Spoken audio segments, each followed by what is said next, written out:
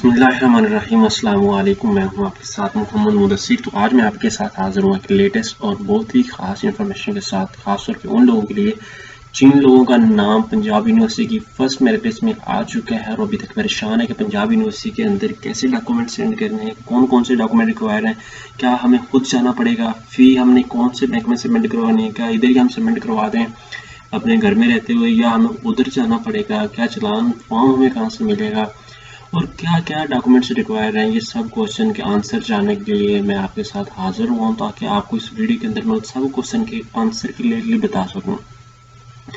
तो मैं रिक्वेस्ट करूँगा प्लीज़ आगे बढ़ने से पहले मेरे चैनल को सब्सक्राइब करें, लाइक करें, शेयर करें और कमेंट करें ताकि आपको स्टूडेंट्स के हवाले से जो भी लेटेस्ट इन्फॉर्मेशन आती है, किसी भी स्कॉलरशिप के हवाले से, इंटर्नशिप्स के हवाले से, जॉब्स के हवाले से, या आपको कोई प्रेजेंटेशन स्किल्स होते हैं, असाइनमेंट स्किल्स होते हैं, जो भी हैं वो आपसे डिस्कस किए जा सकें with the passage of time. क्योंकि आप यूनिवर्सिटी में सिलेक्ट हो गए, आपको वहाँ पे असाइनमेंट्स बनानी पड़ेंगी, आपकी प्रेजेंटेशंस होंगी, प्रोजेक्ट्स होंगे, तो आपको बड़ी प्रॉब्लम होती है। साथ साथ आपको CV की भी डिमांड होती है और हम आपको डिफरेंट सर्विसेज ये घर बैठे होम की सर्विस दे रहे हैं। लाइक हम होम अप्लाई की भी सर्विस देते हैं, आप घर बैठे हमसे अप्लाई करवा सकते हैं।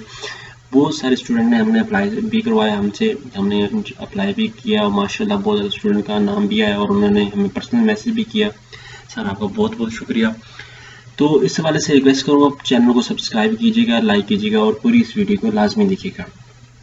तो अब हम बात करते हैं सबसे पहले कि हमारे कौन कौन से डॉक्यूमेंट रिक्वायर होते हैं और किन किन की मेरिट लिस्ट लग चुकी है और किन की लगनी है और कौन कौन से लोग अभी कब आप दूसरा हो सकते हैं, क्या फाटा वाला के अभी आया है या कोई रिजल्ट से आया है या जर्नल पे है। ये बहुत सारे क्वेश्चन हर किसी के माइंड में। तो आपने सिंपली गूगल पे जाना है, मैं आपको बता देता हूँ।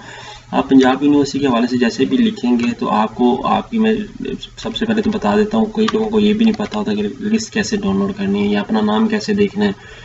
तो आपने सिंपली पंजाब यूनिवर्सिटी की वेबसाइट पे जाना, जैसे इस पे जाएंगे तो आपके सामने ये आ जाएगा। आपने एडमिशन पोर्टल पे क्लिक करना है। जैसे आप एडमिशन वाले पोर्शन पे जाएंगे तो यहाँ पे आपको मेरिट लिस्ट शो किया जा रहा है। मेरिट लिस्ट शो किया जा रहा है। कुछ चीज़ों की कुछ जो है उनकी अभी नहीं लगी, ये माशाल्लाह वो इनकी लगी है बहुत ज़्यादा की। ठीक है, तो अब हम इसको डाउनलोड करते हैं। MSc कंप्यूटेशनल फिजिक्स उसके रेगुलर प्रोग्राम की लगी, हम इसको देखते हैं।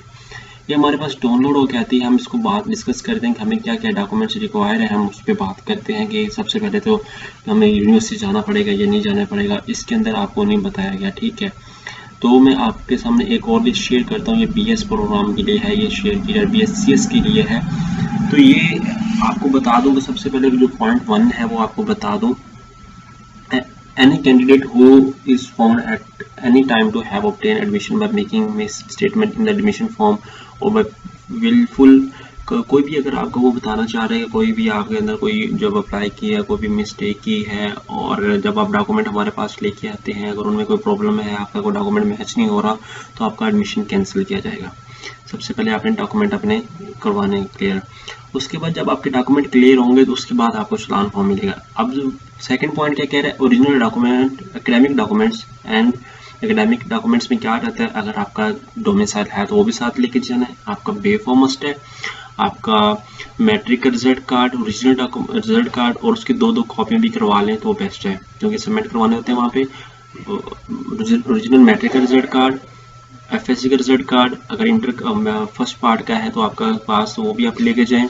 उसके साथ आपकी 2 पिक्चर्स होनी चाहिए ब्लू बैकग्राउंड के साथ। आपकी जो A4 साइज में छोटी जो होती हैं वो आपने पिक्चर लेके जानी है। ठीक है, साथ में और जितने भी अगर आपका ID कार्ड बना है वो भी आपके साथ लेके जाएं। उसके साथ अगर आपका डोमिसाइल बना हुआ है वो भी आप साथ लेके जाइए। आपके सारे ओरिजिनल डॉक्यूमेंट्स आप समझ रहे हैं। 2 picture are required to submit the university authorities before obtaining the challan. Challan लेने से पहले आपने ये सारे डॉक्यूमेंट्स वहाँ दिखाने हैं, सबमिट करवाने। अगर वेरीफाई होता है तो उसके बाद आपको चलान मिलेगा। वो कह रहे हैं before obtaining a challan from the deposit of the dues and will be retained by the university for verification, ताकि यूनिवर्सिटी के पास वो वेरिफिकेशन के लिए रहें, आपके सारे डॉक्यूमेंट चेक किए जा सकें। ठीक है, अब हम थर्ड पॉइंट पे आते हैं। The students shall have to submit equivalence certificate and NOC if required, medical fitness certificate, original affidavit. अब एफिडेविट का भी नहीं पता होता कई लोगों को, ये होता है चलान जिसे हम स्टाम्प पेपर कहते हैं। ठीक है, ये कहाँ से मिलता है, ये कोर्ट से मिलता है। Specimen available from the campus office before obtaining challan form. Challan form लेने से पहले आपको ये अपना जो एनओसी है वो रिक्वायर्ड अगर वो कहें तो आपको एनओसी देना पड़ेगा मेडिकल फिटनेस के हवाले से। अगर आप ठीक हैं या नहीं ठीक हैं वो आपको वहाँ पे जाके चेक करके आपको बता दिया जाएगा जब आपके डॉक्यूमेंट्स वेरीफाई होंगे। उसके बाद हम नीचे आते हैं, थर्ड पॉइंट पे, हम फोर्थ पॉइंट पे बात करते हैं। The candidates are awaiting the result are provided admission provisionally, they have to complete are requirement and eligibility, जो उनका लेटर है वो, if after the final result is declared an issue of the eligibility is equivalence raises, the university has a right to cancel the admission without notice.